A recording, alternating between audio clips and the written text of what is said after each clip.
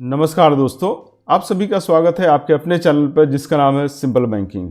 अगर आप कोई इन्वेस्टमेंट करते हैं, कोई फिक्स्ड पेमेंट आप सेव कर रहे हैं और उसका फ्यूचर वैल्यू कितना होगा ये जानने की सबको उत्सुकता होती है और शायद यह एक मोटिव होता है कि हमको फ्यूचर में कितना अमाउंट मिलेगा अगर मैं आज के समय में कोई अमाउंट सेव करता हूँ, तो एक मोटिव होता है जिससे कि हम सेव कर पाते हैं और इसको कैलकुलेट करने के लिए हम एन्युइटी का सहारा लेते हैं।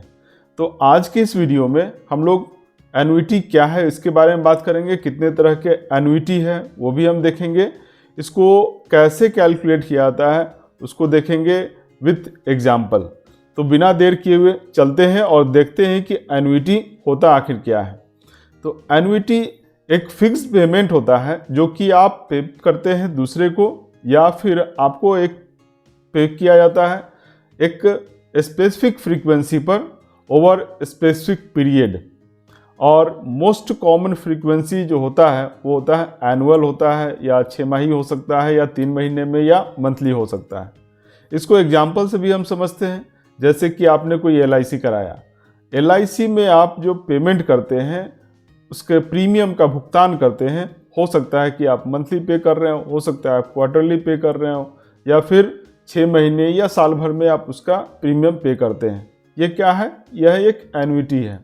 अगर आप किसी रेंट के मकान में रहते हैं तो रेंट जो देते हैं वो भी एक एन्युइटी है। आपने आवर्ती जमा खाता खुलवाया है, एक RD खाता खुलवाया है, तो RD में जो पेमेंट होता है वो भी आपका एन्युइटी का पार्ट है। तो इस तरह से हम एन्युइटी में फ्यूचर वैल्यू को कैलकुलेट करते हैं। एक जो इन्वेस्टमेंट आप कर रहे हैं उसका हम फ्यूचर वैल्यू क्या होगा इसको हम लोग इस वीडियो में जानने की कोशिश करेंगे। एन्युइटी 2 प्रकार का होता है, एक होता है एन्युइटी ड्यू और एक हो गया ऑर्डिनरी एन्युइटी।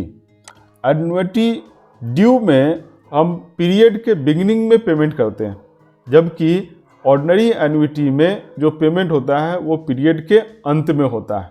मान लीजिए कि A और B एक टाइम पीरियड है, इसको आप मंथ मान सकते हैं, ईयर मान सकते हैं, है ना, या 6 महीना मान सकते हैं, कुछ भी आप मान लीजिए। तो अगर मान लीजिए कि मंथ में मान के चलता हूँ तो मंथ के बिगिनिंग में A पॉइंट पर अगर पेमेंट हो गया तो इसको हम बोलते हैं एन्युइटी ड्यू। अगर B पॉइंट पे मंथ के एंड में मंथ ख़त्म होने पर जो पेमेंट होगा तो इसको हम बोलेंगे ऑर्डिनरी एन्युइटी, मतलब कि मंथ के एंड में पेमेंट हो रहा है। सो फ्यूचर वैल्यू को कैलकुलेट कर सकते हैं, हम प्रेजेंट वैल्यू को भी कैलकुलेट कर सकते हैं और दोनों में यह सुविधा है। तो फ्यूचर वैल्यू ऑर्डिनरी एन्युइटी में कैलकुलेट करना, उसी तरह से फ्यूचर वैल्यू एन्युइटी ड्यू में कैलकुलेट करना।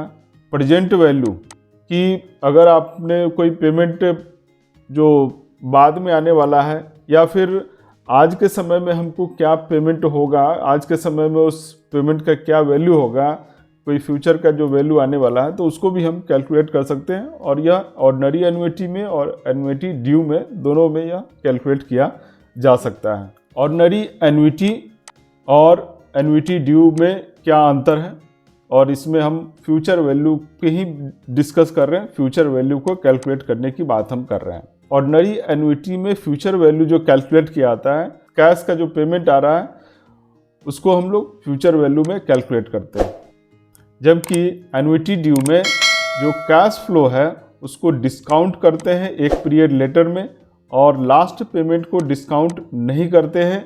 और इस तरह से हम लोग एन्युइटी ड्यू का फ्यूचर वैल्यू कैलकुलेट करते हैं। अब इसको कैलकुलेट करने के लिए एक एक मंथ या एक टाइम पीरियड के अनुसार से आप कैलकुलेट कर सकते हैं, लेकिन अगर उस तरह से जाएंगे तो फिर वो कैलकुलेशन बहुत लेंदी हो जाएगा। हमको थोड़ा सिंपल तरीके से कैलकुलेट करना है, दैट इज़ कि फार्मूला से हम लोग इसको कैलकुलेट कर सकते हैं। और यहाँ फार्मूला दिया हुआ है, future value is equal to C का मतलब हो गया cash flow per period, cash flow per period.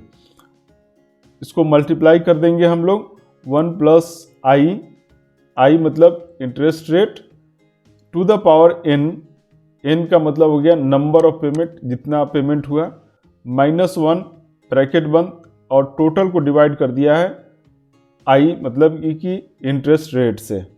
मतलब इसको मैं थोड़ा सिंपल करके लिख देता हूँ, future value is equal to C, और ये ऊपर में आ जाता है 1 plus I to the power n minus 1, और ब्रैकेट बंद, टोटल को डिवाइड कर दिया हमने i से। तो इस तरह से इसको कैलकुलेट करते हैं। अब एन्युटी ड्यू में भी सेम फार्मूला रहेगा, एक यहाँ पर एक्स्ट्रा फैक्टर जो लग जाता है, दैट इज़ 1 प्लस आई, इससे मल्टीप्लाई कर देंगे तो हमारा future value of annuity due आ जाता है। चलिए इसको हम एग्जांपल से भी देखते हैं। मान लेते हैं यहाँ पर एक हमने एग्जांपल लिया है कि कैश फ्लो पर पीरियड मान लेते हैं कि 1000 रुपीज़ है, इंटरेस्ट रेट 5% है और नंबर ऑफ पेमेंट 5 है। इसको फॉर्मूला हमको मालूम है, ऑर्डिनरी एन्युटी का और एन्युटी ड्यू का फॉर्मूला मालूम है। ये फार्मूला आपको यहाँ पे दिया हुआ है।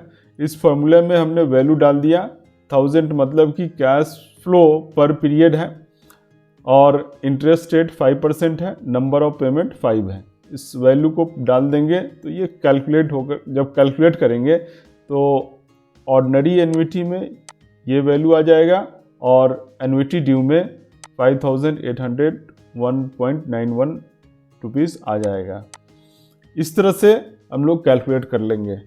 आप यहाँ पे देख पा रहे होंगे कि दोनों का वैल्यू में थोड़ा सा अंतर है, और यह अंतर इसलिए है क्योंकि एक जगह एन्युटी ड्यू में पहले आपको पैसे मिल जाते हैं और ऑर्डिनरी एन्युटी में पैसे बाद में मिल रहे हैं। मतलब कि आपके पास अगर आज पैसा है तो वो ज़्यादा वैल्यूएबल है रादर कि फ्यूचर में पैसा जो आएगा उससे। इससे हमें टाइम वैल्यू ऑफ मनी का भी पता चल रहा है। तो इस वीडियो में हमने बात की एन्युटी के बारे में। एन्युटी एक फिक्स पेमेंट है जो आप पे करते हैं या आपको पेमेंट मिलता है स्पेसिफिक फ्रीक्वेंसी पर स्पेसिफिक पीरियड के लिए। मोस्ट कॉमन फ्रीक्वेंसी जो है वो एनुअल हो सकता है, सेमी एनुअल, क्वार्टरली या मंथली है। ऑर्डिनरी एन्युटी और एन्युटी ड्यू दो प्रकार के एन्युटी है जिसमें कि हम लोग प्रेजेंट वैल्यू और फ्यूचर वैल्यू कैलकुलेट करते हैं।